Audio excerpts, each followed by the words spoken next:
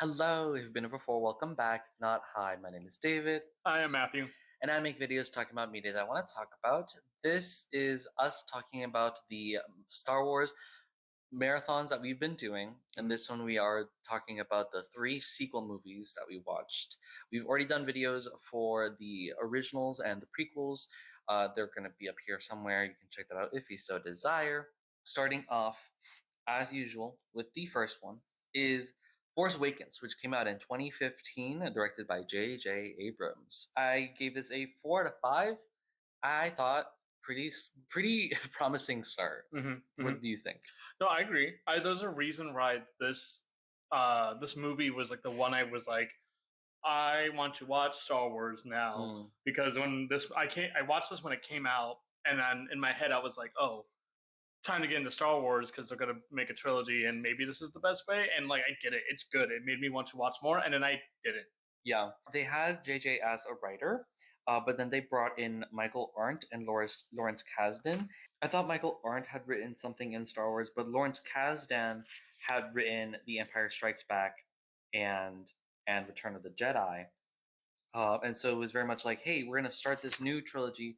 Let's bring in a writer who knows about this trilogy pretty strongly. And I think that was a good idea to begin with. This is reheating the New Hope's nachos. That's fine. Yes, feels like so. And we talked about this like right off the bat. I was like too serious, and you like said that it was too polished. We're like primarily just because of like production value. I think that's not production value, but like production value. The production of it is like compared to like New Hope and compared to, I guess, Phantom Menace. It's different ways of approaching the like the production quality of it, and also just how it looks in of itself. You know. Yes, and it looks, I guess, not fun. And that's like a thing where like I was thinking about with this movie compared to the other ones where there were times where like because it looks the way it does, they can say something that's funny or something that's like I don't want to say campy, but like something that feels a little off or kind of funny and not with this super serious tension. It's fine because it feels like it fits into the vibe they're going for.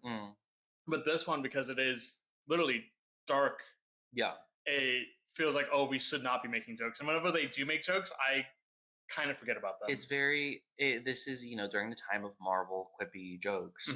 Let's make quippy joke to undercut it. What's the term? Some a journalist, I forget who, said a term for the way that Marvel undercuts its emotional scenes with comedy. They don't allow sincerity, and they just have like jokes, and it only worked for Marvel in like Guardians of the Galaxy. Yeah, but like that was the whole point. That was all the characters. They all deflected. Yeah, well, almost all of them. But like as we continue with Marvel, and this movie came upon with that era of movies, the quippy haha joke.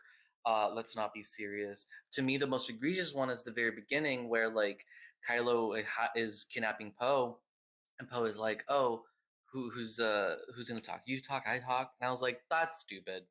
This is supposed to be a very serious moment of you getting captured by the enemy, and then he gets tortured by the enemy." And the joke is just undercuts it, and then there's continuous jokes after that as well. And I'm like, it's lampshady. It draws attention to itself. It's supposed to make you laugh. We're watching a movie. That's funny. And it takes me out of it. That movie made me laugh. That made me cry. Oh.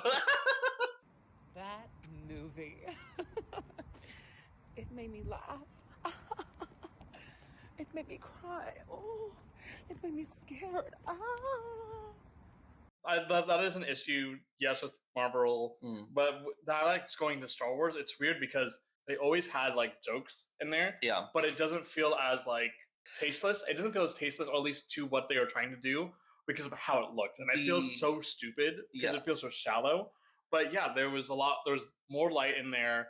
It felt like people were being people. The only time I felt that kind of was during the festival, but that's other movies. But just going off of this, like I really felt it when Rey is going around and scavenging at the very beginning. Where I'm like, this is really good. This is very, I don't want to say art house, but like there's cinematography in there. There's a lot more storytelling here. There's nonverbal storytelling happening with telling us who she is, showing us who she is without telling us who she is, and even like environmental humor, I guess, is like when Kylo Ren is having his temper tantrum and he's cutting a whole bunch of stuff and sets guards, and then the guards just turn around and go out. That's funny. Yeah. But like, when Poe or when people are using dialogue humor, it feels forced. It feels forced, and like any other, It's not even Awaken. Like the comedy in the prior movies felt organic, or cheesy. But the cheesiness worked because they were cheesy. But these movies are wanting to be a bit more serious. Hey, this is a blockbuster movie. Come spend money.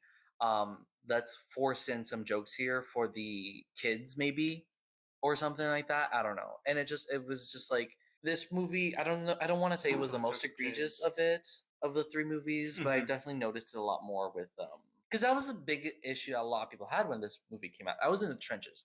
Star Wars on Tumblr was insane. I was in the trenches. So this was like the one movie that I was like, there's a lot of this like humor that I don't quite enjoy. But overall, I think that latter half, like the first act is not the strongest for me, but compared to the rest of it's still a pretty strong, tight movie.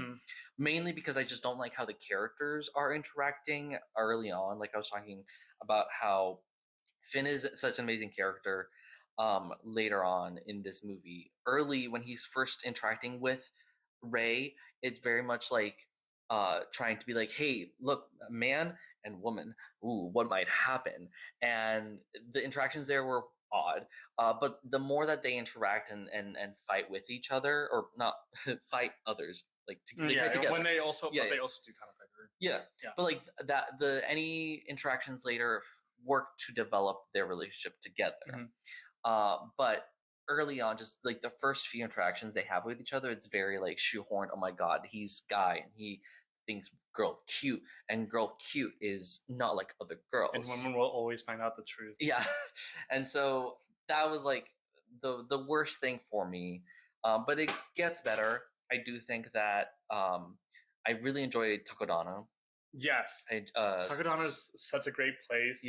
It just really makes me want to go to Galaxy's Edge at Disney's Hollywood Studios. I thought, because we both thought that they were going to do Takodana in Disney. The concept art looks like Takodana. Really great location there. I really liked Starkiller Base as like this like planet / space station that's like wintry forest is new for the. I mean, I always loved. It wasn't even like a tundra because like we've had complete tundras before. In Hoth. And this one is like, oh hey, there is still like plant life here. And so that was like it's really cool. I really like how most movies introduce really cool locations to the world, and it doesn't feel odd. They're like, it's literally like playing around with their dolls. Okay, what are we gonna put them in next? Let's put them in a wintry a forest. And that was really fun. There were like moments that I'm like, oh, these are supposed to be hype moments that the theater is gonna be like, yo, this is happening. And I was like, it's very telegraphed, but I think they know that they're doing it. And I'm like, it's fine. It's not fan servicey because they're not trying to hide that it's fan service.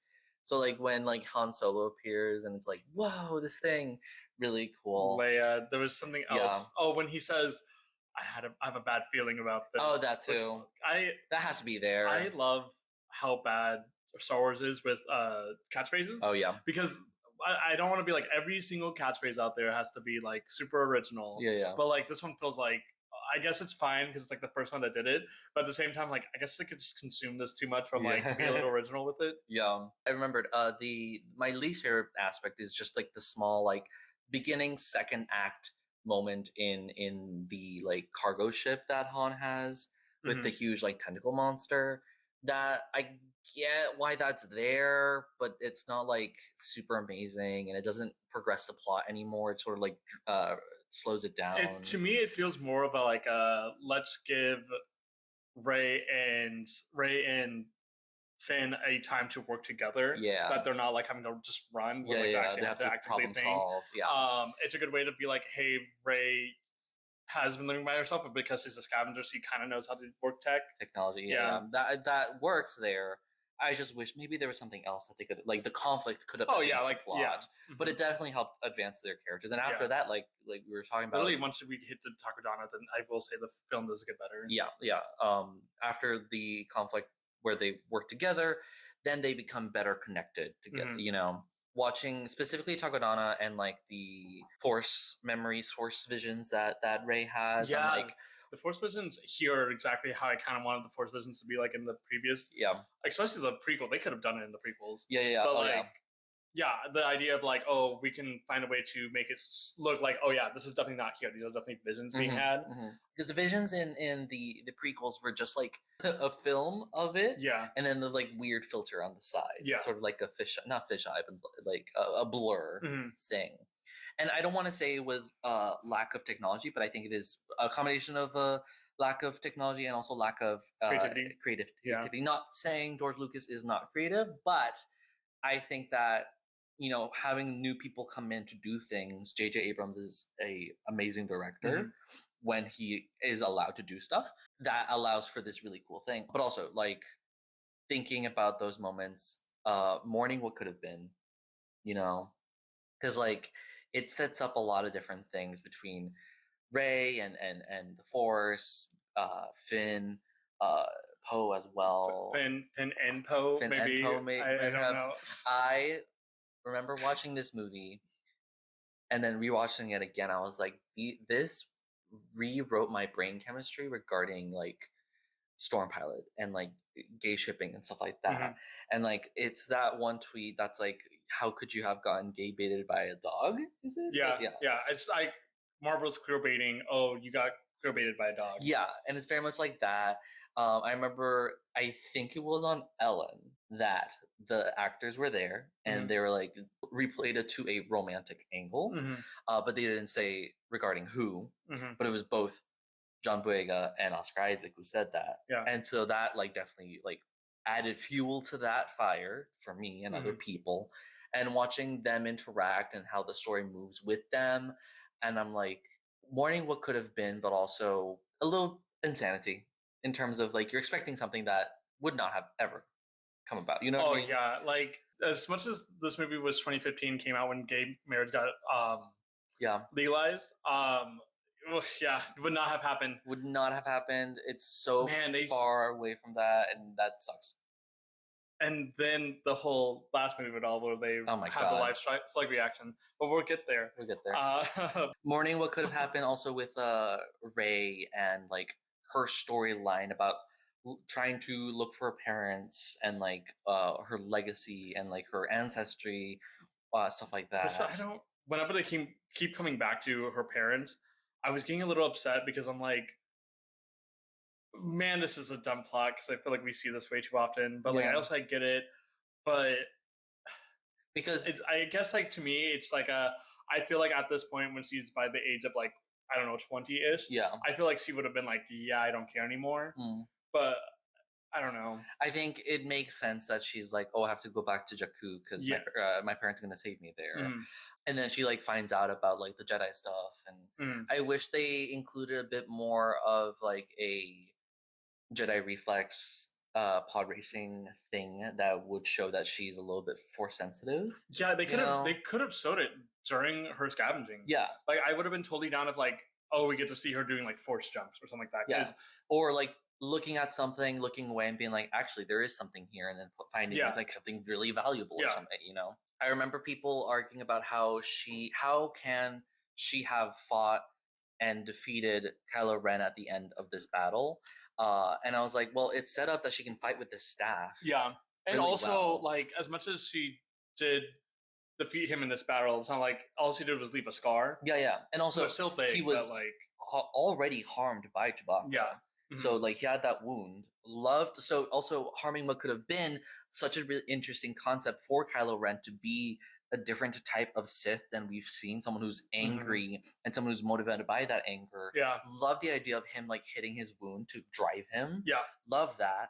That he doesn't go anywhere.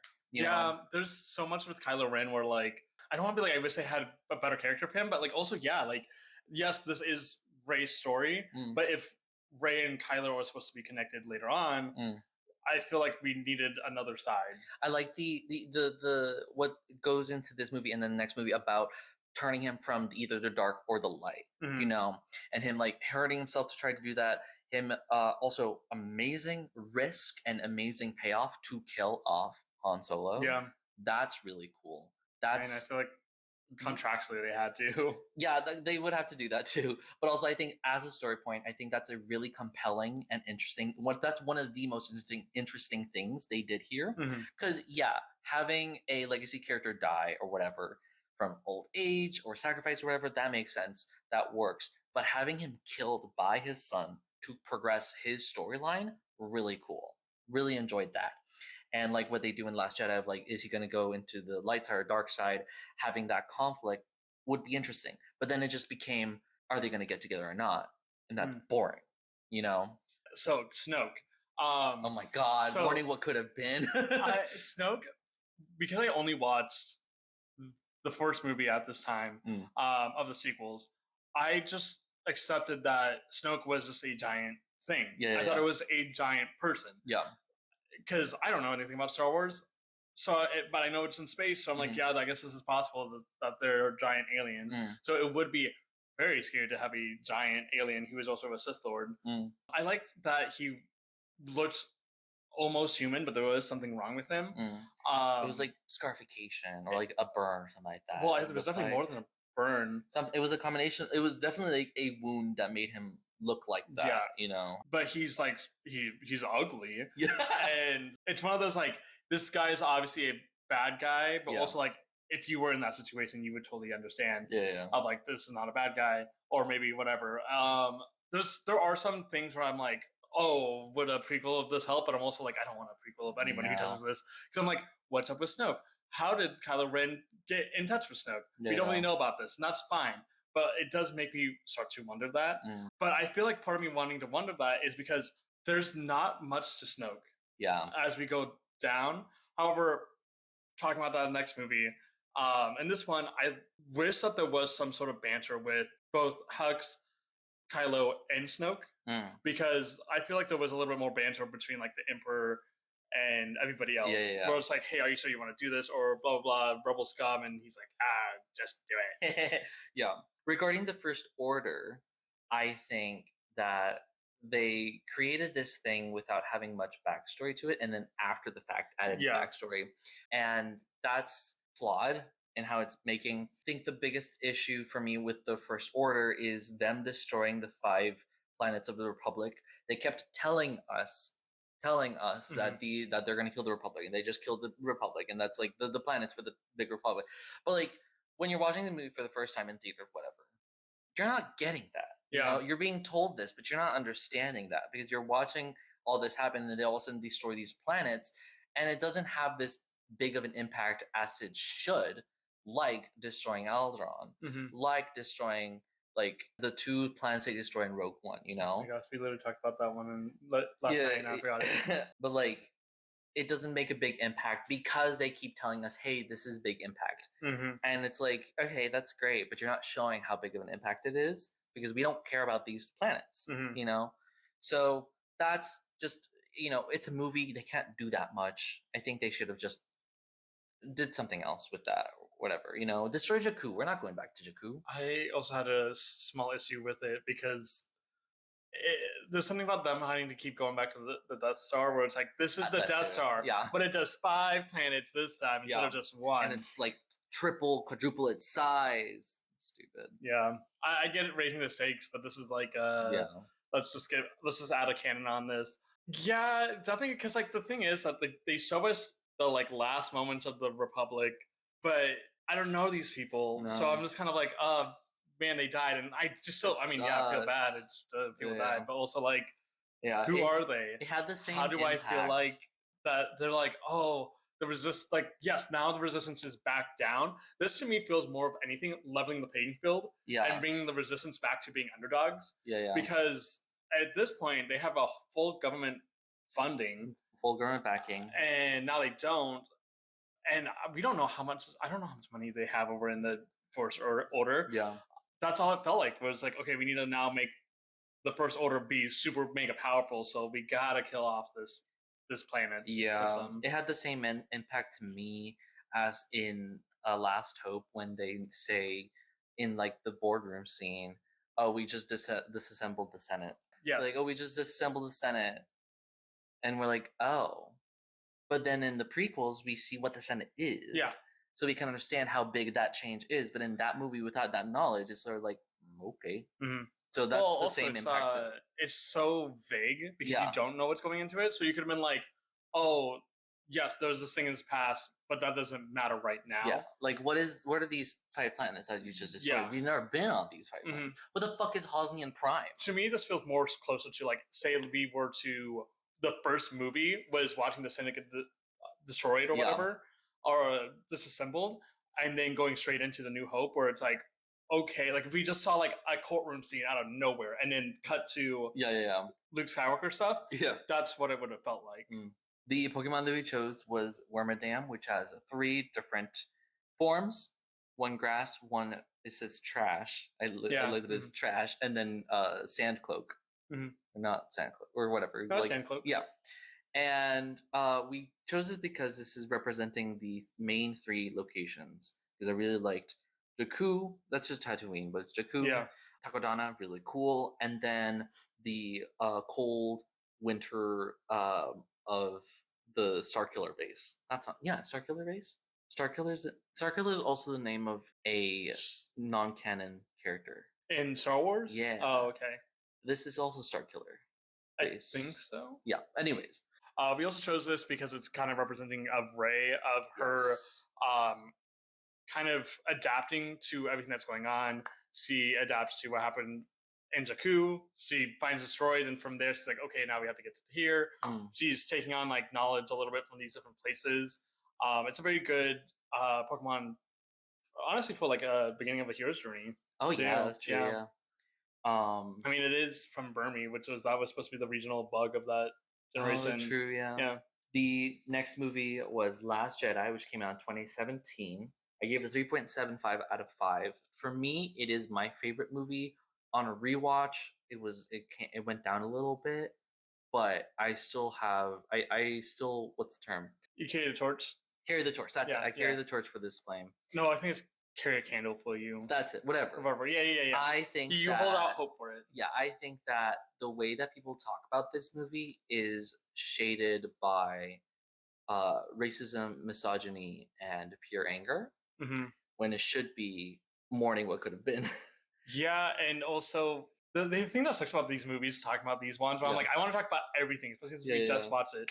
This was directed by Rian Johnson, which I think Rian Johnson is a really, really great director. He directed the Sharp Objects. She made a dollhouse with those teeth. What a fucking weirdo! Oh my god! Yeah, Sharp. No, it's not. What is it called? Glass Onions, a Knives Out story. Knives Out. Also Knives Out. That's Knives Out. He made the 2 Knives Out movies. That is Sharp Objects.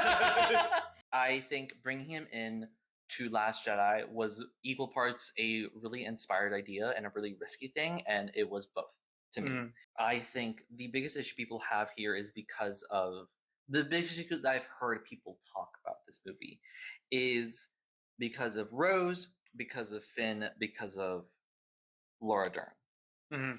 Because women and people of color, etc. And it's like the biggest issue with Holdo for me is that truthfully she is not communicating with her. Yeah, she's still a bad leader. Yeah, she's actually written to be a bad leader. Yeah, and I understand the conflict there. People are disliking her because she's a woman and she's being a bad leader because she's a woman. But she's not being a bad leader because she's a woman. She's being a bad leader because she's written to be a bad leader. This is the thing that people is like of a justified anger towards this movie is simply because the writing's bad. Yeah. Unfortunately, Rian Johnson also wrote this. And I'm like, what went wrong here?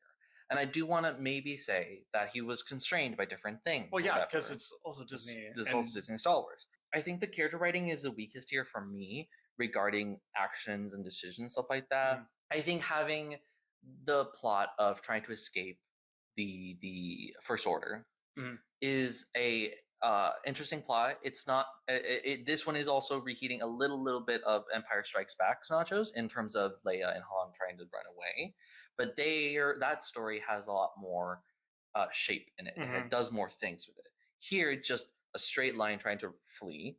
Yeah, and then like Finn and Rose go to a Canto Bight and spend there. Honestly, it felt a lot shorter than I remembered.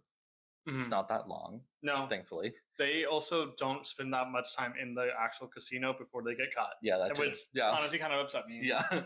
And so I don't want to say that Canto Bight was a bad decision, but maybe they could have gone there with a better like idea of what they were doing. Mm-hmm. Mm-hmm.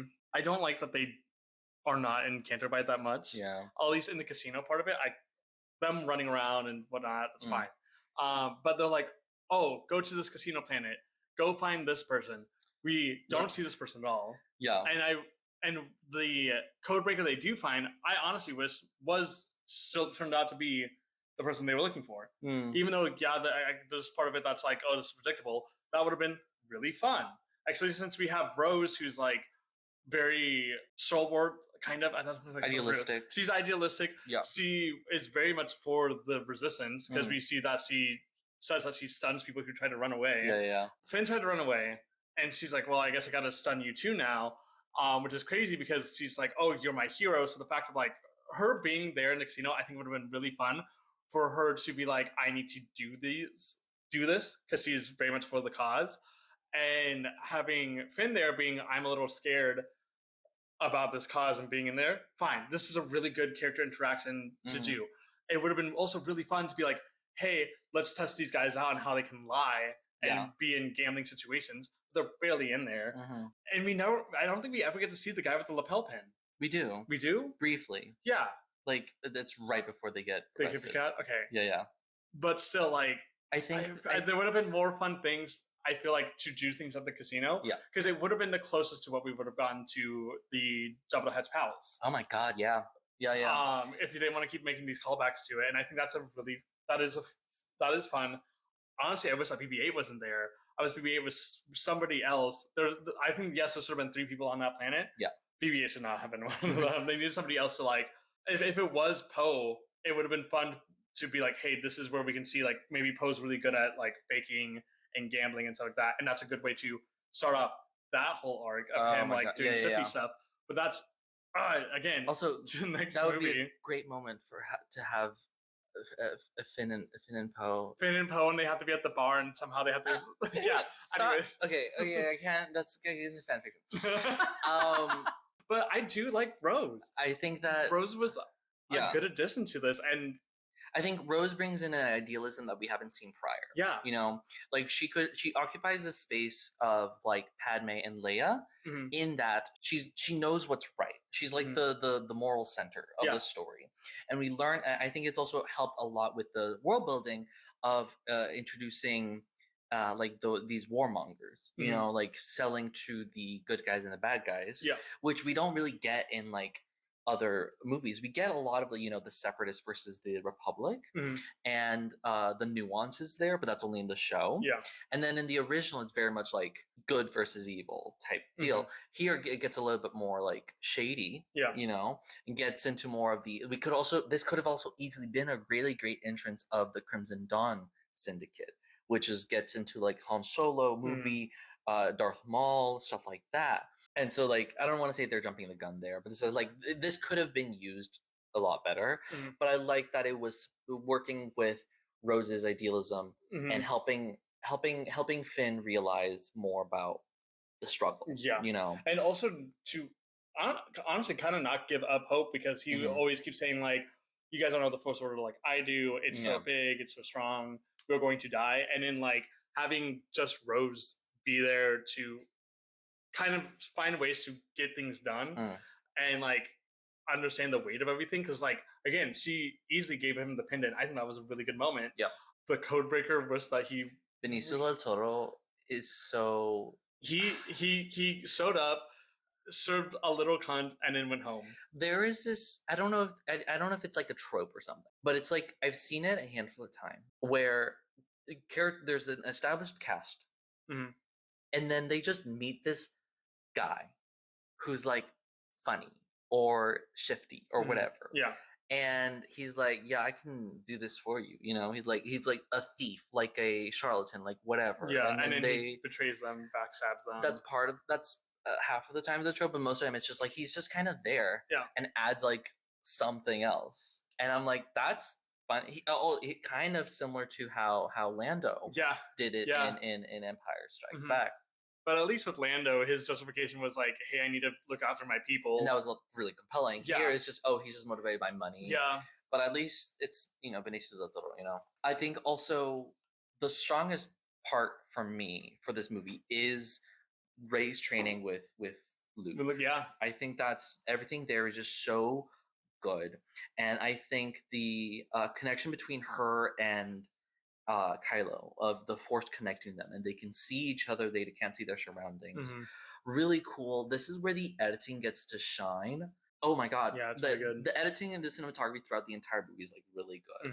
And they're having fun with the camera and how everything, the colors, the lights, everything. And then in the interaction between her and Kylo through this Force connection is so good. And I love how that sets up something that doesn't pay off in the later movie. That's fine. That's fine. When we were watching this movie, I guess a little bit of promo. We were watching this and I was like, oh, I can't believe that Mark Hamill is playing. My God. Mark Hamill is playing Mark Hamill in Kingdom Hearts. Yes. Because when he's a teacher, he's like, oh, I'm noticing that like one of my students is crazy evil and I gotta destroy him now. And I was like, damn, this is literally what happens in Birth by Sleep. Yeah. Also really good connection to some literary traditions, mainly from Rashomon, of like telling a past story and having different perspectives of it. We see this a lot, just thinking of Rashomon as like a good example for that, of like what happened with Luke and Kyle. Yeah. Kyle Ben. I mean, I have to shout out the Porgs. They're really cute. I really like the Porgs. Ooh, can you get the Porgs? Oh, and we can bring down... Yeah, bring him down for next time. I have Prague here. There you go. Prague the Porg. Shout out the Porgs. They're really cute. And shout out the Prague. Shout out, this is Prague. The Octu planet is such an amazing location. The Canto Bight, Octu, and then Crate are like really cool locations to have. Also new. I feel like they're slightly less inspired. I think Octu is the shining what's the shining star of the movie. I think that Canto Bight doesn't really, it's just like the urban area that's like the thing. And then Crate is very much like, let's have it white but also red underneath, like blood. Ooh. That's, whatever. That's original. But Octu Island is so cool. The music's amazing as well. The locals there, the wildlife, everything that's filmed there, the way that Rey interacts with everything and is learning there is a really great arc for her to like go from Jakku to Takodana to here, to be like, this is such a great learning arc for her, training arc, I just really like Octu. I love New Zealand. I don't think it was in New Zealand. I don't think it's New Zealand. I'm pretty sure it was New Zealand because that's why they have all the puffins there. There can be puffins in not New Zealand. It's true. There's puffins in Pacific Northwest. That's true. Yeah. When it came to all of this, it was like, I'm excited to see what's going on with Finn and Rose, what they're doing. I'm excited to whatever's going with Rey and her going on her Jedi training, kind of. Everything with Poe and everything back on the ship. Yeah. Anytime we went back to it, I'm kind of like, what stupid thing are we doing now? Yeah. And I do enjoy what they were doing with, I guess at the end of this, I'm doing a whole Poe situation, but I don't like what they're going on with. I like and don't like what's happening with Poe right now, where he's like, I need to take control because I don't trust this woman and she's not being a good leader. But it comes out of almost nowhere. Yeah.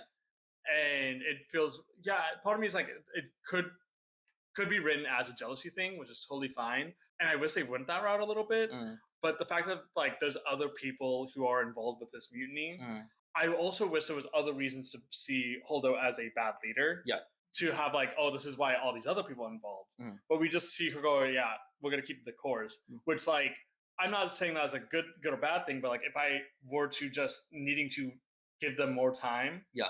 Yeah, it makes totally sense if she's like, we just need to keep doing this. Yeah, I think that the storyline of the rebels escaping could have been reworked a lot better. I think if you wanted to have like a mutiny thing, work it under the angle of we are in a locked, trapped location, running away from big, huge bad guys, and there's tensions bubbling. Yeah, and there's like issues there. But I think like the biggest issue here is the right she's written to hide what she's doing, which is a bad decision. Yeah, and that doesn't feel good. That doesn't feel satisfying because we also don't know if she does this regularly or not. So just then becomes she's doing bad job because women.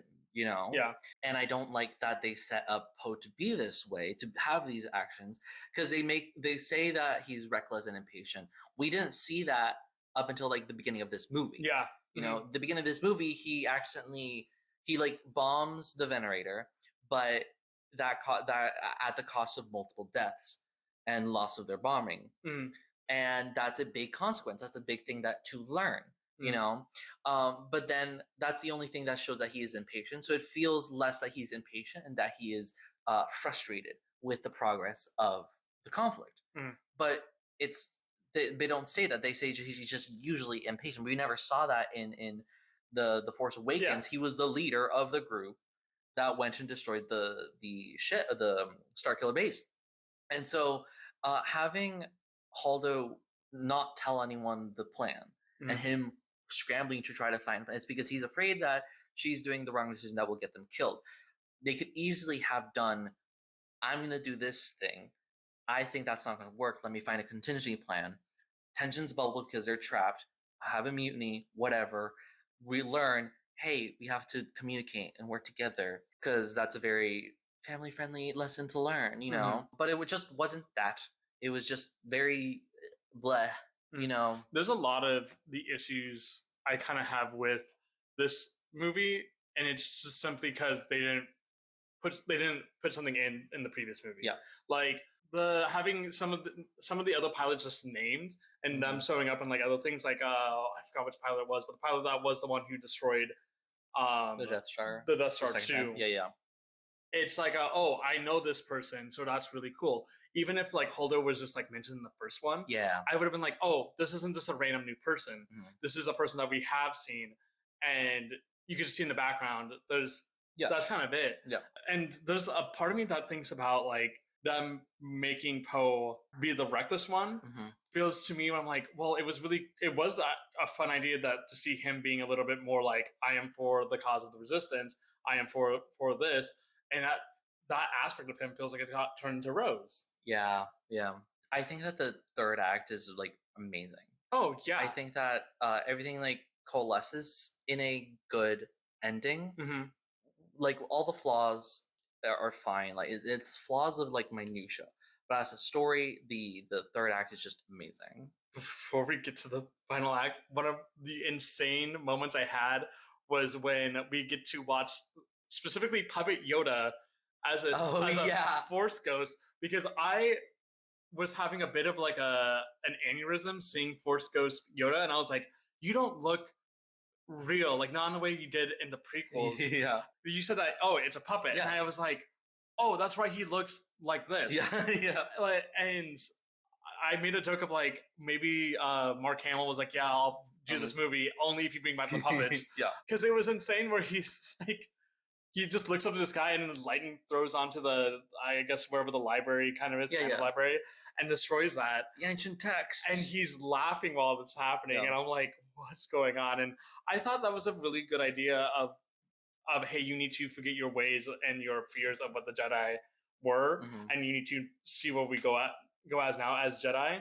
Which, honestly, really good commentary to the fans. Of like saying, hey, you need to destroy everything you thought about the old movies because this is what we're doing now, and to move forward. And it doesn't feel in that bad way. It's very much like this is what happened in the past, and you, the fan, have seen how the Jedi are bad. So let's see what can happen if the Jedi stay more towards the side of the light, I guess. The tagline of this movie, and Kyle Ben says this to Ray later, he says, "Let the past die." And I'm like, that's such a great idea for like a legacy sequel. we already killed Han Solo.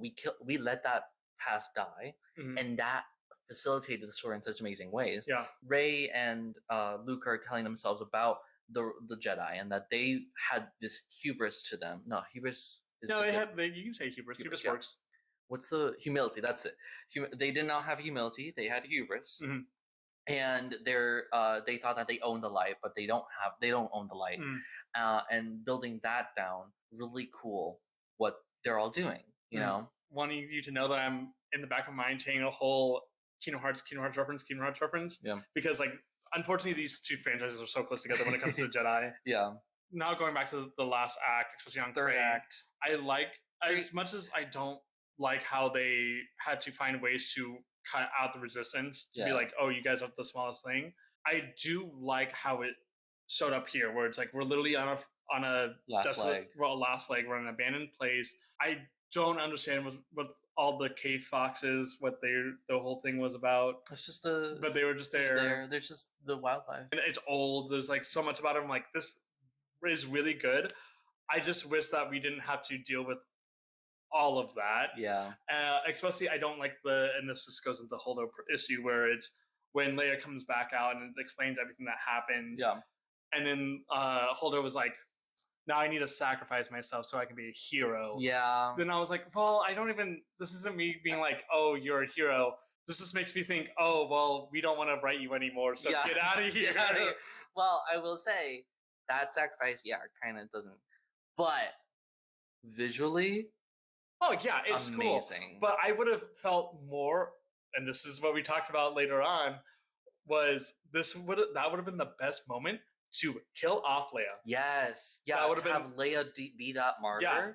Would have been so cool. Because if they really were trying to do this whole thing of like let the past die, literally having the last two people, the last of the trio of the original movies, die in the same movie. I think that's a great move. Yeah, and also we know that they can come back in Force Ghosts anyway. Yeah. So like Luke can be the one training Rey anyways as a Force Ghost. Yeah. So that's fine. And also like this is a year or two before, like the movie came out a year or two before Carrie Fisher herself died. Yeah. And so I think this would have been a great moment for her character to have that good send off of like.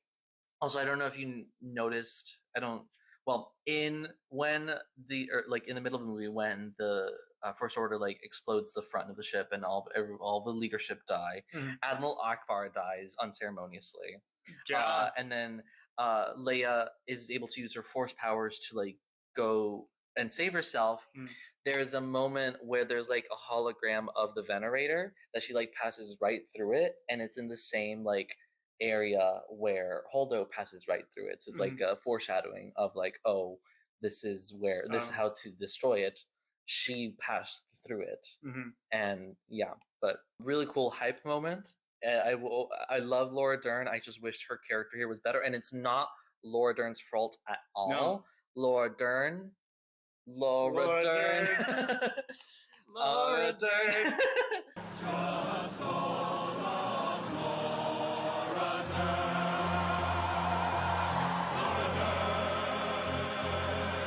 Laura Dern. Laura Dern. Laura Dern.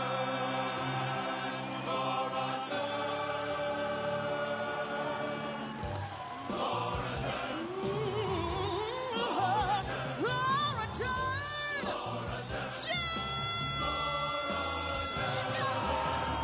And the writing here was just kind of wonky and weird. Yeah. And like Rian Johnson, I know you write good women. What are you doing here? I think that also amazing moment is Kyle, Ben, and Rey fighting. Snoke and then the Red Guards. Oh yes, yeah. I can talk more about Snoke. I totally forgot about that. Yeah. So Snoke dying here, kind of don't like, but also there's part of me that does like it because like it kind of reminds me how unceremoniously Dooku dies. Yeah. Because like Dooku gets killed, and when he gets killed, I don't like it because it's like, now what? And Star Wars does this a lot, where I'm like, it's okay to have. I don't want to say it feels like a predictable thing, but like there's the times when I see a movie and I'm like, I would have liked it if you did it with this guy because it would have felt more impactful. Like kill him off here now, or have him wait to die later on have that be a big thing because that feels more impactful.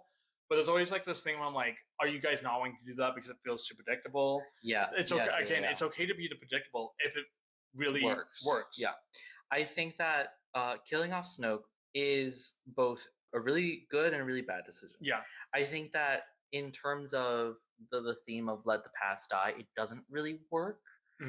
But it sets he's not the main antagonist. Yeah, it is Kyle Ben. Yeah, and so having Kyle Ben kill the main antagonist sets him up, and so that could have been a really good build up for him to be the main antagonist. Yeah. And so killing off Snoke is sort of like that sucks because we don't get to know more about him, but we can also, even after death, a character can still affect the story. I feel like not even as like a Force Ghost type thing, but like as a story lore thing, he could dive into things about Snoke. You know, he pretends after this, he tells them that Rey killed Snoke. You know, and so that can be used to the story's advantage, to Kyle Ben's advantage, and like just how it is in this movie is really good. It's the potential of this is squandered in the next movie, but here killing Snoke in this moment to me is such a interesting jumping off point. I just wish they landed it. I like the way he dies. That's cool. The way he dies, really cool. Because it's also so mundane. Yeah, it is. Yeah. I like the way he dies. It just goes back into I wish they built him as a better antagonist a little bit. Just because like we don't get to really see him actively do things. Yeah, it's just him telling people to go do something. There is like small moments where he does like some cool like Force things. Like I think about like bouncing the lightning off the floor. Oh yeah, and like moving the lightsaber and Rey around, but that's very small moments. Yeah, it just shows that he's like super powerful in the Force. But that's it, you know. What I liked about Snoke was that he did seem similar to like how Emperor Palpatine feels like towards the end of the movies. The original were like, you know what? He really didn't do that much when you think about it. He just kind of sat in that chair until the very end, and then he had to start lighting everywhere. Yeah. And don't get me wrong, yeah, they don't do that much action, but the weight of the Emperor compared to the weight of Snoke, it felt different, very different. Yeah. The fight though, like especially when they start working, when they work together, really good setup.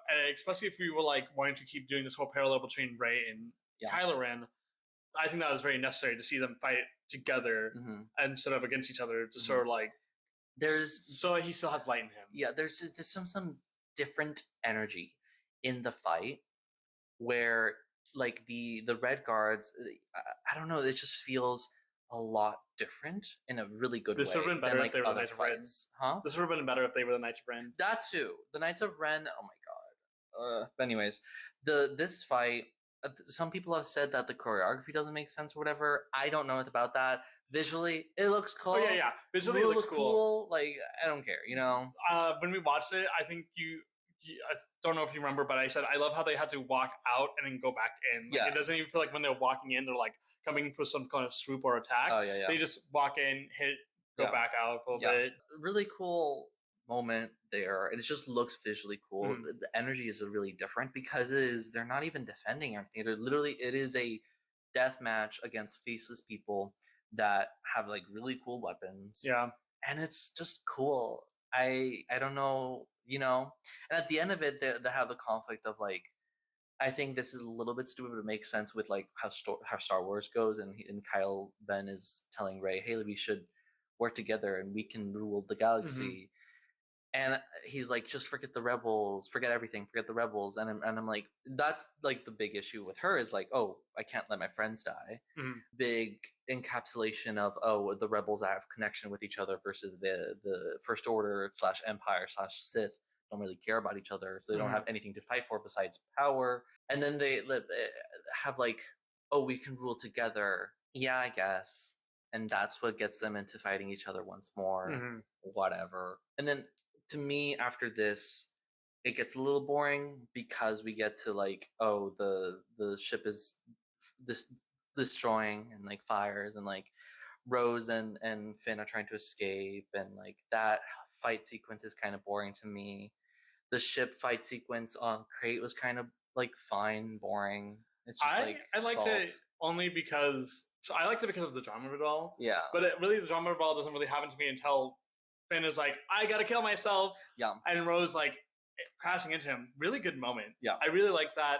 Really like Rose. Like that's the thing that's that Rose is a really good addition. And as much as like I felt like a little odd about them having their ship moment. Yeah. I think it still worked. Yeah, like her kissing him, I think is built up. I think the chemistry wasn't there between I think the chemistry between the actors is more platonic than anything. Mm-hmm. And when she's like, it still works with her saying, you know, we don't win by destroying the things we hate. We win by saving the things we love. Mm-hmm. The things we love, you know, friendship, family, romance, whatever. But it's just very shoehorned in this romance. But it could work later. This is a good jumping off. It could work later.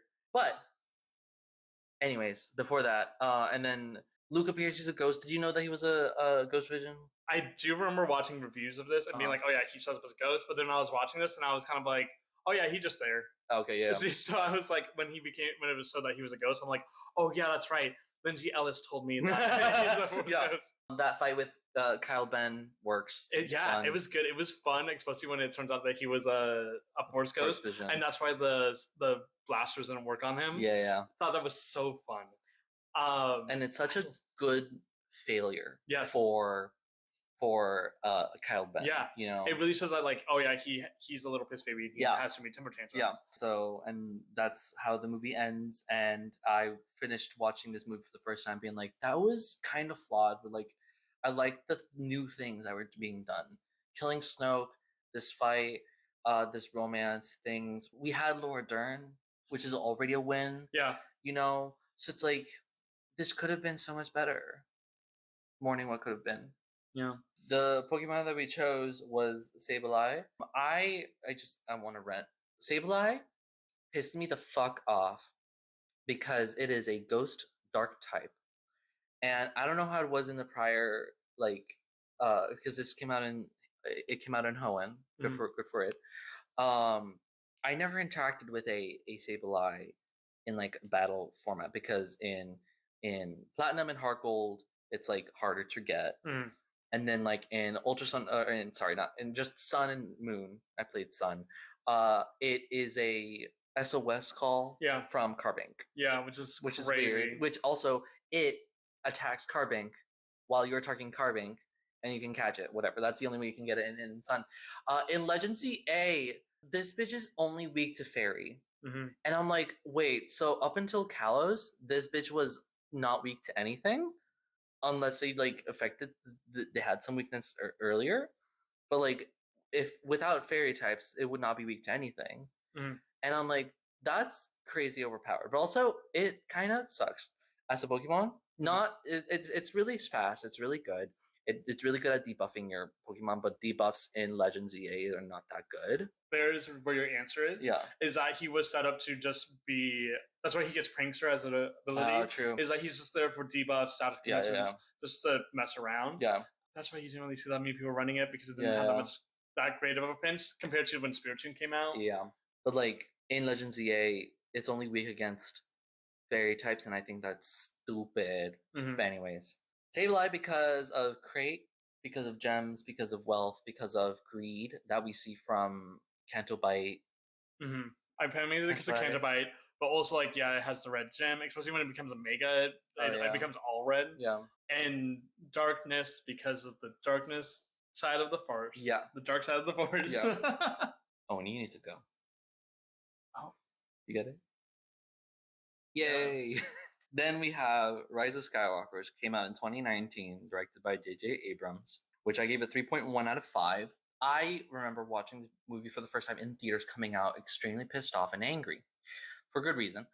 On the second rewatch, I will say it holds up a bit more, but I think this movie was a reaction to whatever happened in Last Jedi and the vocal minority of hating Rose and hating women and hating everything that is new and different.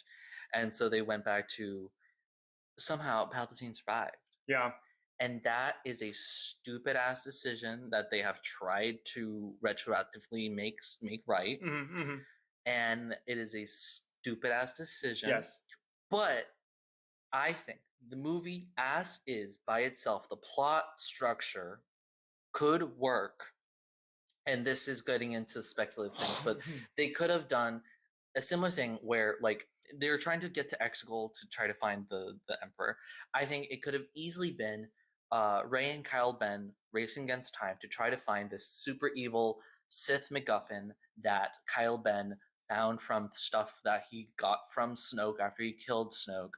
And so Kyle Ben and Rey are trying to find this Sith thing before each other finds it, and they can follow the same steps. This could have been an Indiana Jones-esque story, which it is already, of find clue, find next clue, find location, and have big conflict.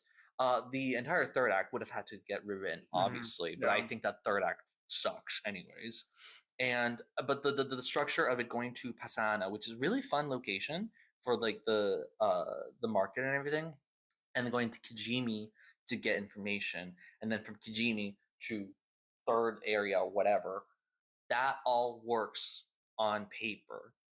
And it could have been a much stronger movie if it focused on having Kyle Ben be the main antagonist of the entire story, which was setting up from the get-go of, okay, he's sort of a weaker antagonist in the first because he's still being fighting between the light and the darkness. He kills Han Solo, he gets stronger in the darkness. Now there's more conflict between, should I bring Rey into the darkness or not? Rey's getting into light, let's fight against that. She pushes away from, now he is full darkness, he kills Snoke, and now Kyle Ben becomes Kylo Ren, and he could be the main fucking antagonist and have this story actually do something with his story, actually do something with Rey's story. But it doesn't want to do that because of shareholders, and I fucking hate that. I always said that J.J. Abrams is a great director. He's great. The only way he directed this movie is if he was in a locked closet with his hands tied and his mouth covered, and he could whisper into a recording device, and that recording device got passed on from a PA to PA to tell what happens. It's like he is not actually directing it how he should be directing it because he is so constrained by everything. And I think that's the biggest issue with this movie, is that everyone is making this into trying to push it into like this idea of what could be, and it's not letting it breathe. It's not letting it be creative, and that sucks. But at least we have Babu Freak. Yes, and honestly, as you're saying that, they didn't even have to be that creative. You could have had Emperor Palpatine still in there as a Force ghost. Oh my god, yes, movie, have him guiding. Yeah. Oh my god, yes, have him guide Kyle Ben to do that. And resurrection story. Not only that, but because of the connection between Kylo and Rey, he could have still fucked around with Rey. Yeah. And have her know how to deal with the Force ghost. It would have been great to be like, okay, Devil and Angel, Force Ghost. Yeah. They could have done that. Because as if there was the fact of like, hey, we want you to have this be Emperor Palpatine. Also, I'm so sorry, Emperor Palpatine did end up becoming Junker Inursima because of how this movie works. Because how is he back? How is he still there? Stop that. I hate to be like, it only works for Junker Inursima because he's cunty. Yeah. But she is cunty and he is not. She is cunty, he is not. And the rules of the universe, it can be there because even though that Junker Inursima is back somehow always in the story, it's not because he's physically there. She is some sort of like digital recreation. She is there in spirit, as in like the person who has created all of Danganronpa is technically now a new Junker Inursima. So that they should have, if they really wanted to be like, hey, you have to have Emperor Palpatine here, Force Ghost it. Yeah, have Kylo Ren be like, oh, I need to keep going on to this genocidal way, and Rey going, oh, they could have quite honestly been like, hey, I guess maybe Emperor Palpatine made another Force baby. Oh my god, yeah. Like, they have such strong jumping off points of Kyle Ben is now the leader of the First Order. He does nothing as the leader of the First Order. Leader of the First Order. Rey is training to be a Jedi. Finn and Poe are taking the lead on the Resistance. Rose should be there too as well. She is there, but she says nothing. She's so shafted, and that sucks too. That is fully a part of the So as we're talking about this is what I'm thinking about. Me saying that Rose feels like some sort of aspect of Poe, of like, oh, this person who is in the Resistance and is like really big in the cause, and kind of kind of being a moral center, feels like it was this aspect of Poe from the first movie. Yeah. And then like, oh, we can't. Of who Poe was in the first movie? Yes. Yes. Okay. Yeah. Feels like some sort of that because we can't ship Poe and we can't write Poe and Finn to be together, even though that is a very strong case. Yeah.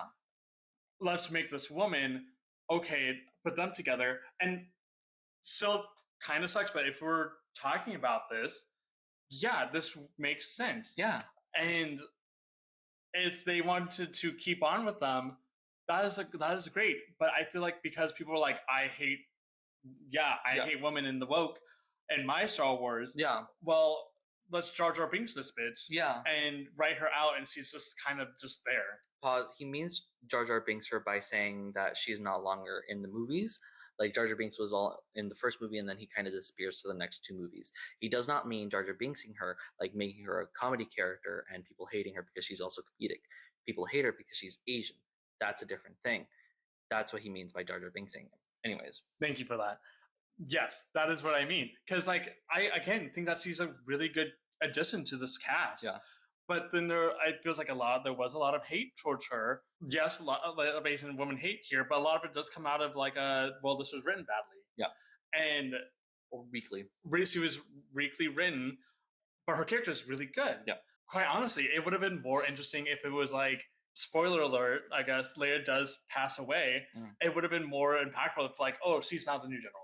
Oh my God, yeah. And been like, oh, why is it her? Mm-hmm. But also, I'm sorry, I feel like that's going on to a whole other thing. But like, yeah, the Rose should have been an addition to the mainstay cast in the third one. To that idea, also jumping a little bit back to Last Jedi, Finn and Rose's subplot of going to Canto Bight and finding Codebreaker fails. It all fails. Yeah. It doesn't do anything. And they could have written it to have an actual success to help them actually succeed. Yeah. And that can lead Rose to take leadership. You know, I don't want to say take Leia's spot because there's definitely others who would take her spot, but be more invested in it and go with main characters. Yeah. Go with main characters. There are minutia things here and there with how the characters are written that I absolutely abhor because they are doing. I can see what they're doing with Poe and Rey. They're doing this weird thing where they're connected in some way. They're bickering and arguing with each other, and they have like Finn between them in terms of like their friendship, and that's the only thing that connects them. But they bicker and argue with each other. When they're in Pasana and they go through the quicksand, they go into the tunnels. The first person that Poe calls out to is Rey, which makes no sense whatsoever, because he has more connection with BB-8, Chewbacca, and Finn. You know, if you didn't want to do Finn, then just do BB. Yeah. But like the first person he calls out to is Rey, which is odd. And then when Rey comes through, he like helps, like almost catches her, and they do this like musical sting. Yeah. There, they keep interacting with each other in ways that feel like it's trying to set up that they might be connected or whatever, which is weird because they never did any. They literally first interacted at the very end of the second movie, you know, and it feels more natural to have Rey and Finn together, and I think that should have been pushed a lot more, but they can't because Finn is black. They can't do that, but it's like that's stupid. The minutia there, and also the idea that they made the only Hispanic character be a drug runner on Kijimi. So, issue with Poe that I have is they don't know what to do with his character. Yeah. And they had to change his character so many times because it needs to fit some new thing. Yeah. Poe in the first movie, we don't really get that much of him. Yeah. Because we think that he's just a good pilot. He's a good pilot. He stands up for the cause. He does what we can for the cause. Okay, we were interrupted by maintenance, so they might come back. You were saying that you had issues with Poe because of how he's built up in the first movie and second movie. Second movie, they like want to change his character again to be like he's a hot shot and he's unreliable. But it's like we literally saw him try to come back and also be super nice to Finn and be like, "Hey, you want to join the rebellion? That's really cool. Rebellion's really cool." And then they're like, okay, and actually he's a hotshot. He doesn't really care that much for people. And then oh, actually, he's a shady. They want to make another Han Solo out of Poe. Yeah, but they should have just not done that. Yeah, they just needed a Han Solo. Yeah, but they didn't need a Han Solo. They just wanted a Han Solo. Yeah. They wanted to Han Solo him. But they need in their minds they need a Han Solo. Yeah. Because who else can have all these connections? Well, they could have easily just been like, oh, it's Rose. That too. Like, yeah, it's or just in general, people hate the First Order more than anything. Yeah, there's a moment where like Finn wants to tell Rey something, and he says, "I'll tell you later," and then Poe is like, "Oh, you don't want to say when Poe's around?" And it's like, "I'll say it when you tell us all the shady stuff you do." And it's like, "What shady stuff? Yeah, that's not been built in at all." He only ever has the skill of being a leader and being a pilot, but all of a sudden he like does shady stuff. That's weird. That's not there. And then they're like, "Oh, he used to be a spice runner with Carrie Russell," which love Carrie Russell. She doesn't show her face, but like love Carrie Russell. Mm-hmm. And then they also then proceed to be like, actually, that's his love interest. Yes. Because we can't have anybody in the... They want to make a love triangle out of the three, but also not, because the moment they try to make a love triangle, then it would instantly turn into somehow being a throuple, so let's give them another person to ship with. It's like, either stick with these relationships outside, which is totally fine, or like don't. Yeah. Because I don't like this, like, let's make this a love triangle, also let's not make this a love triangle, because they have somebody outside of this three. You want to talk about Babu Frik? So this is not Babu Frik technically. Yeah, this is technically not Babu Frik. This is technically is he in the Mandalorian Grogu movie? Yeah, but spiritually this is the closest thing. Yeah. I love this little guy. He speaks so great. It was so fun of him like just babbling and then also performing lobotomy onto C-3PO. Yeah. The more he's in something, the more I'll watch it. But yeah, I guess he's only going to be in one movie, so I guess I'll only watch this. He's only in the one movie, but then there's like his species is in like more things. That being said, going into the whole relationship thing, when they escape and they are on, oh my gosh, where is it that they find the other people who defect? Oh, it's an Endor moon. Oh yeah, when they go to one of the Endor moons, they find other people who have defected from the First Order, and they touch upon again about like how the First Order were just taking kids, using those kids to be in the First Order, which is honestly, I think, a really terrible but really good look up like how are they getting recruits when obviously they're trying to be the Empire again. No one's gonna want to be hired by them compared to the previous movies where like you want to have a job with these guys because they're the government. That was a really good way to be like there's a good thing there. And I like that, like, yes, there would be others to defect from this because the moment they all can, they would. This kind of goes into a little bit of issues I have with now Finn, where with Finn's character, they wanted to have him both be an action hero, but not. Yeah. I would have liked it if they made it so he was not an action hero, because he even says himself, I only was in one fight and then I wanted to defect. Yeah. And he kept saying that he only mopped floors, did like stuff inside barracks. And then they were like, oh, let's try to make him moody and action hero. Yeah. But also that doesn't work. And we've talked about how his character would have been much better if they made him also seem sheltered. Yeah. And also make him a Jedi. Make him a Jedi too. I think him being like having a Force sensitive like trainee hidden underneath the nose of Force Order is compelling and interesting. Yeah. They don't do anything with that. Yeah. And he's just kind of shafted. And when you think about it, it would have been too much in the large scheme of things to have Leia be both master to Rey and then also Finn. But like, I think it could have easily been Rey teaching Finn. Yeah, it would have been. Yeah. Or just have him like accidentally use the Force like Rey was using. Yeah, that too.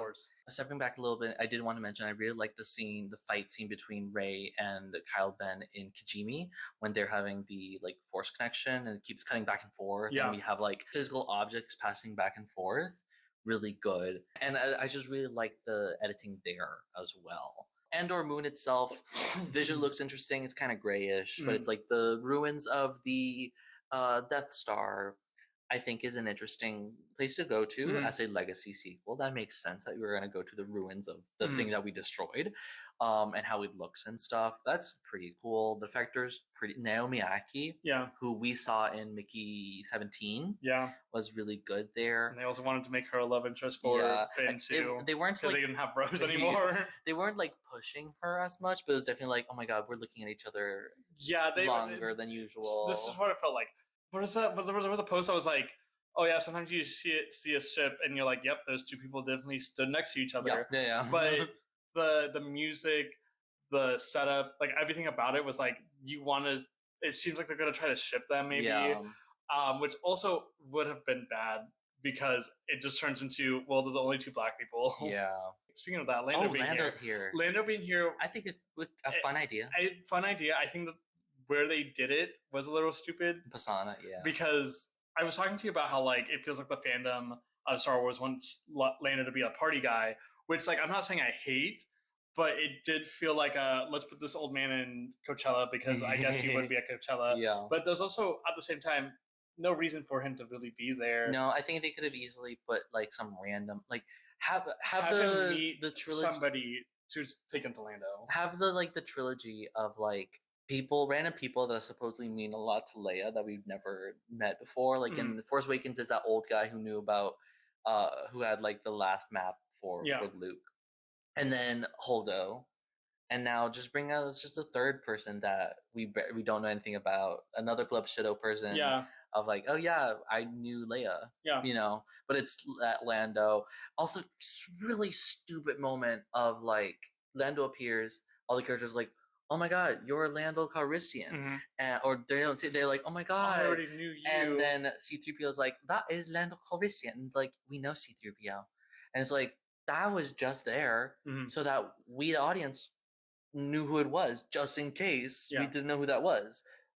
But if you didn't know who that was, I don't know, that just felt clunky. It just felt clunky. I'm gonna be so real with you. Anytime Rey would fangirl over one of the main trio people or any legacy characters, I was kind of like, how would she know that? Yeah, that's true. That's it. Like, and we get into like the third act, which I went to the bathroom for most of it. Yeah, you did. I don't want to deal with this. The last act kind of was. It felt more ham-fisted than anything. Yeah. Which a lot of this movie does. It just feels there's times I'm like, this doesn't feel that egregiously bad, but it feels egregiously bad because it's being forced upon me. The biggest one, Kylo Ren and Rey kissing. Oh my god. When that happens, it was like, part of me wants to go, why are we doing this? Which feels bad because like it kind of makes sense, but at the same time, it's like, yeah, I guess this happened. I don't feel like this was some sort of like culmination of different years, arcs and stuff. It doesn't feel like a combination of arcs. They didn't feel like they had that much of a romantic tension beyond where you're the bad guy and you're a boy and I'm the good guy and I'm a girl. Yeah. And so let's kiss. Like that's what it felt like. I wish there was more to it. Yeah. But there's not, and what is there just feels too much of a farce. Yeah. Leia going out. Leia going out. So I think the editing, the staging there was really odd. Because they built up, to me, it made it look like Rey had accidentally killed Leia, and I thought that was going to be a big thing. And I can see why not. But the way that they laid out of like, oh, the Force connection makes 3D objects pass through. She uses the Force to connect to Kyle Ben, her son, and in that moment, Rey stabs him, and then Leia dies. And it's supposed to be like, oh, she's exerting so much power to be able to do this, that her connecting to Kyle Ben is what kills her. Like, she just lets herself pass on. There's too much energy. But to me, it was very much like, oh, she's connected to him. He just got stabbed by Rey. And he's like, you know, fit man. He's alive. Getting stabbed, yeah, it's going to hurt. But for a woman who's old and frail, who's connected to him, getting stabbed would kill her. I thought it was supposed to be that Rey had killed Leia accidentally. And I thought that was kind of cool. And also Rey's reaction was sort of like, whoa, no, you know. But it doesn't do that. And I'm like, okay, whatever. And so it's fine. Yeah. The crazy conspiracy theory. The final battle when they're going up against Emperor Palpatine in the Knights of Ren, yes, but like after that. They're also like not there. You know what I mean? Yeah. They're just there so that it's just Rey and Emperor Palpatine going up against each other, which like very interesting concept again for like what honestly what the sequels movie should have been about, which was I am all of the Sith and I have all the power of the Sith from this point on, and I'm the past, and Rey going, well, I'm the new franchise and I have all the Jedi. I am all of the Jedi. That moment, actually really good, and what the movie should have been about of like, hey, this is a sequel series and from things will be definitely different now from this point on with this Star Wars franchise. That really good that, but unfortunately it's also stupid because Emperor Palpatine is there, and it should have been between Rey and Kylo, where Kylo is a man who wants to bring back the past and bring back the glory of the Empire, and or make his own power, his own power, but it will still be reminiscent of what the Sith and both the Sith and the Jedi were. Yeah, them fighting and Rey actually killing Kylo would have been great, but they have to be a little bitch about it and be like, well, Kylo wasn't always that bad. Yeah, and also Kylo's a boy and she's a girl, and they got a kiss. And you know what? I'm so happy for every romance novel writer after this because you got your bag. You got your bag after this. You got your bag. Oh my god. Anyways, you were saying that Rey had all the light in her. Oh my god, baby. Oh my god, you have all the light. Our light Jedi. Oh my god. What is it? Your gift. It's... Oh my god, baby. You have every single one of our gifts.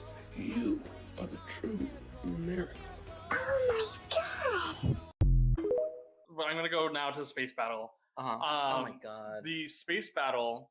I really like the space battles really? in this. Yeah, I do. Like in general? In general, I like the space battle, but like also, this space battle does not feel as fun as like in Force Awakens. But there was a part of like, okay, I can't hate this because this is still like a fun. Okay. This still feels fun. Yeah. I really like the space battle. It is a good way of being like, hey, all of your friends are your power, and you got this. Oh yeah. I am again trying not to open up the big Kingdom Hearts store that's right in front of me, but it's right there. And yeah, it's cheesy, but also like it's a resistance story. It's all about the people, and I do like that it was Lando still in the Millennium Falcon. That was like, here's the thing: as much as I don't like whenever they have these legacy characters and they have to stop, when it was Lando, I was kind of like, this is fine for me because it is Lando Calrissian. He's not a legacy character; he was just a character from the past. So that kind of it's similar to me to like R2D2 and C3PO in a way. Yeah, well, it's. Yes, that. Yeah. R2D2. It's the fact that he was not a main character. Yeah. And him being there, it's like, oh yeah, sure, I'm accepting that because he was not a main character. Lando Calrissian being there, so fun. Carrie, what was her name? Carrie Fisher. Not Carrie Fisher. The person that's not the love interest to Poe's character. Oh, Carrie Russell. Yeah, Carrie Russell's there. I love that Carrie Russell was like, oh hey, I'm still helping you guys out. Like it's still. All and these Babu Freak was there too. And Babu Freak was there too. It was a really hype moment. Yeah. It was fun, especially since Poe was like, yeah, I guess the resistance is gone. It felt the way that they want you to feel that in The Last Jedi, I felt more here of like, this is the end. And then like, oh, hey, tables have turned. Yeah. And it felt more powerful because it's all of these people that we have met. I wish there was a little bit more people in there that have been like, oh yeah, these people recognized. Yeah, to recognize. But whatever. It's like wow, I wish that this was more of the ending than it was with Rey and Kylo. So like going to like the very end of the movie, what did you think of Rey going to fucking Tatooine, burying lightsabers, and then calling herself a Skywalker? Oh, I don't hate it. Okay. A lot of people hated that. I could see why people hated it, but I don't, because it makes sense that she doesn't want to call herself a Palpatine. She's not a Palpatine. She's never has been. Like, yes, it's the DNA that's in her. Oh my god, yeah, I forgot to mention that her parentage. Yeah. I think it should have just stayed. It should have. This is ambiguous. Why I would have been totally fine if they wanted to keep him bad guy, but it just been like, oh yeah, Rey was just a Force baby. Yeah, somehow. Just a random character. Yeah. And even if she was not somehow related to Emperor Palpatine, so again, I've been totally fine if it was, you are still my child because my Force was put into this random person. Oh, yeah. I would have been totally fine with that. And then something, she's like the good version of Anakin Skywalker. Yeah, that makes sense. But also like she has conflicting parts of herself because like what if she's actually instead of Jedi Jesus, she's Jedi anti-Jesus, Antichrist, yeah. And that would have been fun. But ultimately, if you wanted to be like, oh, Emperor Palpatine is still there, she should have just not been related. Yeah, one of the theories I really liked, which kind of doesn't make sense, but I liked it, is that somehow Rey is related to Obi-Wan Kenobi. Yeah, because she's British. One, yeah. Two, in her first Force vision and then later Force visions, we keep hearing Obi-Wan say, "These are your first steps, Rey," and I'm like, that's really cool because Obi-Wan British. You know, that's the third clue. He's British. Fourth clue, she's British. So, you know. And also people started being like, okay, there is a theory that there is a character in Clone Wars called Corky. His name's Corky. Who is the niece or the nephew of Sabine. No, Satine. And Satine and Obi-Wan were in a relationship together. So it's like theorized that, he's her niece, but they're pretending to be niece, and he's actually his child with Satine, but they can't do that because she's a queen and he's a Jedi, whatever.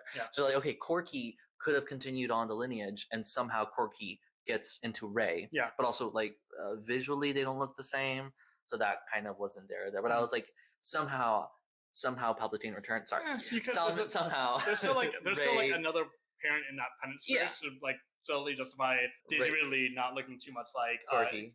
Ian McGregor. Yeah.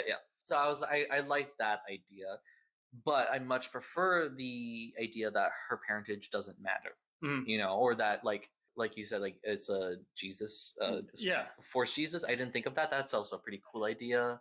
But like her picking out Skywalker, why is the fandom mad about it?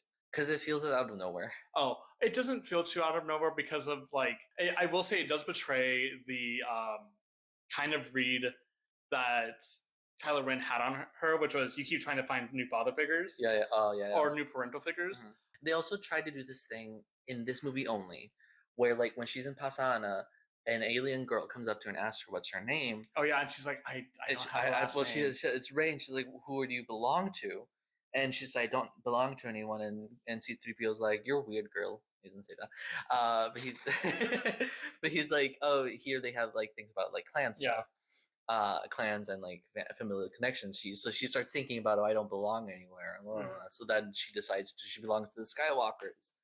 Okay, and so I don't mind that because it is like the beginnings of like now the new Jedi Order, if they even call themselves Jedi now. Yeah. But like I'm fine with it. Yeah. I'm not saying like, oh, this is the best writing ever, but I'm like, okay, yeah, no, that's fine. Yeah. It did not affect me that much, but that also could be just because I'm not a Star Wars fan. Yeah.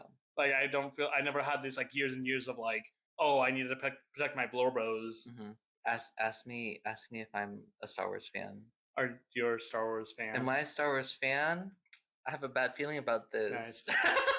One thing I didn't like when we came to like the ending, it's really small. They do like a series bait with Lando and oh my god, yeah. They're like she's like I don't know where I'm at, and then Lando goes, well, why don't we find that out?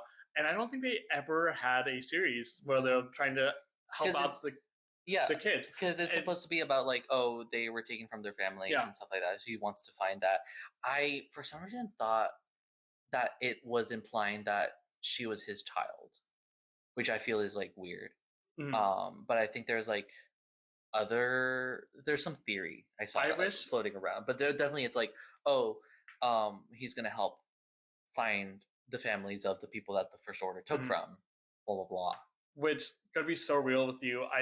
This just makes me go. This is more about like we need to put Rose in something. Make Rose save all the children. Oh my god, yes. Yeah, that's where like she helps out the children in that one, and they talk about the children being picked up. I was like, damn, is Rose gonna be like the mother saint of this place now? Oh my god. Also that big like victory scene where everyone's like hugging each other. One, they give Chewbacca a medal, which is this whole thing just to bring in Maz Kanata / Lupita Nyong'o there, because we haven't mentioned Maz Kanata / Lupita Nyong'o. Love her. Maz Kanata in the first movie works. Second movie, third movie, get her out of here. Like, why? But she gives Chewbacca a medal, fan service, whatever. 2, lesbian kiss, half a second.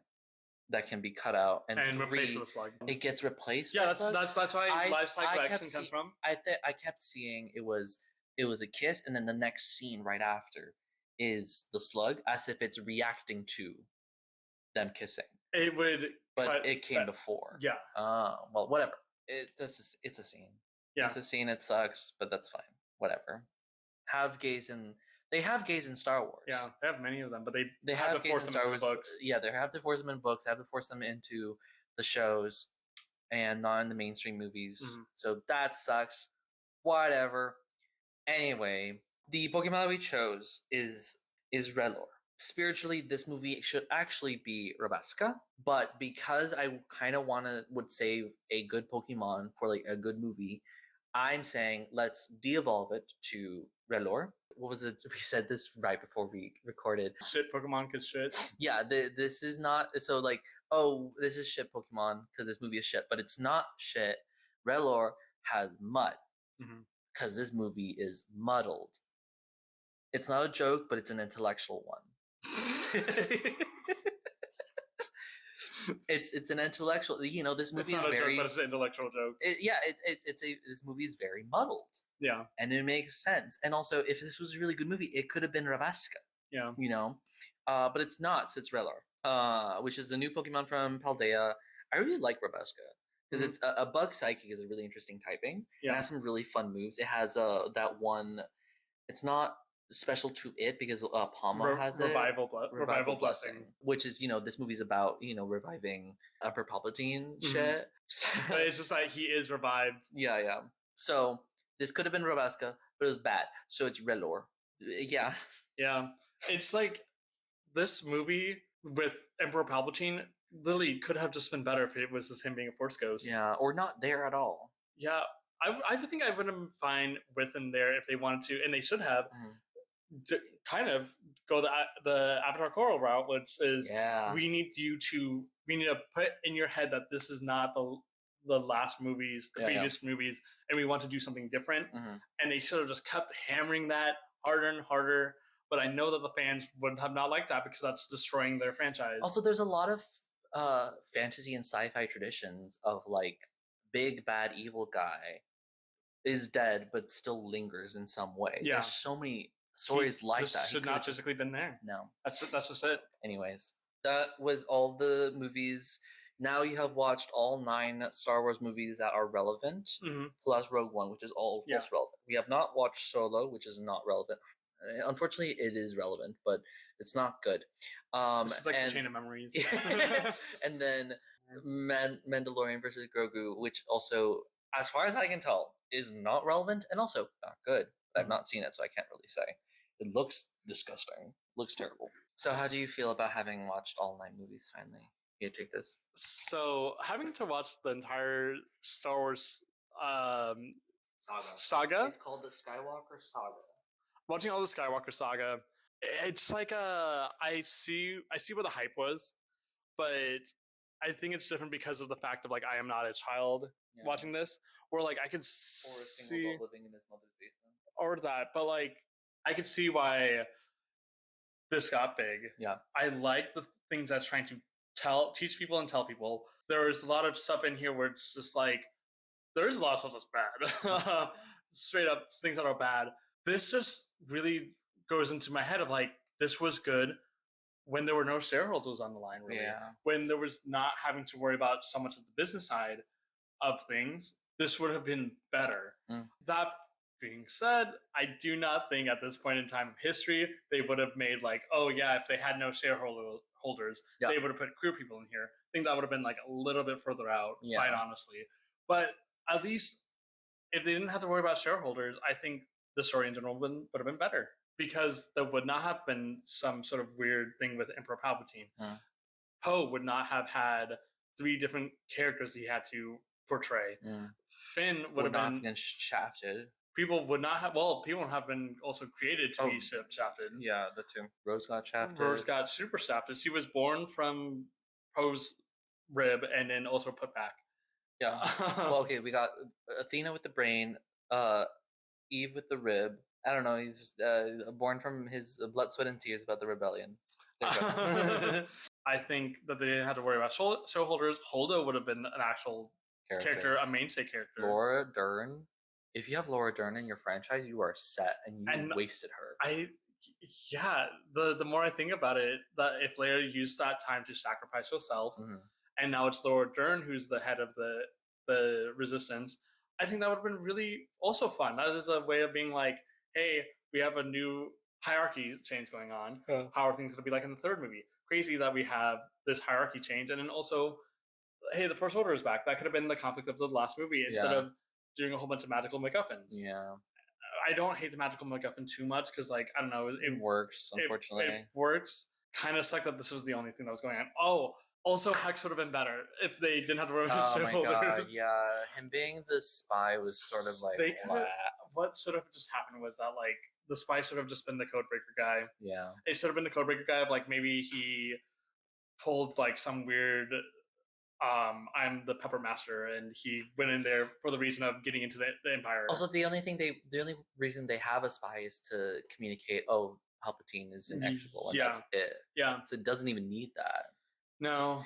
Anyways, that is all 9 movies that we have watched of Star Wars. I think as movies as the medium of Star Wars, fine, works for like a mass media. The books, the TV shows, everything around that are miles better. I fear that they do not want to use anything with the sequels because nobody liked the sequels because they shot themselves in the foot so many times. Yeah. That I've noticed that anytime they make a new series, it's always having to do something to do with either between the prequels and the sequels or like right after the sequels. Yeah, or the originals. Sorry, yeah. Right after the originals. Yeah, between the prequels and originals. Or right after the originals. Yeah. They do nothing with the sequels, which is like crazy to me because they invested so much time and money on that. They invested so much time and money, and they literally did a series tease. Yeah. And the series tease is really cool. I like the idea of like Lando and this one woman going out to now rescue a whole bunch of kids. Yeah. And maybe Rose could have been actually been an actual character now. Warning, what could have been. Yeah. This is just like the burning of Alexandria. I could see why like there's so many fanfics because I can't stop making up fanfics of like, hey, what if this was better? I got some really great fanfics of Finn and Poe if you want. Maybe later. All right, what are you you're streaming a handful of things right now. I'm shifting a little bit from primarily doing Persona 4 Golden, mostly because I'm starting to get to the end of that game. But I'm starting a Kingdom Hearts series challenge, which is level run quit mode. Doing a lot of stuff with that. Yeah. That one's kind of being like my big stream right now. I have a death counter for it. I'm planning on doing just a lot of fun stuff with that one. I'm also starting to do some Final Fantasy 14 online stuff. If you guys have not heard about the critically acclaimed MMORPG Final Fantasy 14, that's now free up until Endwalker, you should probably watch me stream it because it's a lot of fun. The link will be in the description below. Thank you so much for watching. Don't forget to like, comment, and subscribe. Share with your friends. Let me know what you think. Don't forget to be passionate. I'll see you later. Wait, let's get our friends. Okay, now they can say goodbye.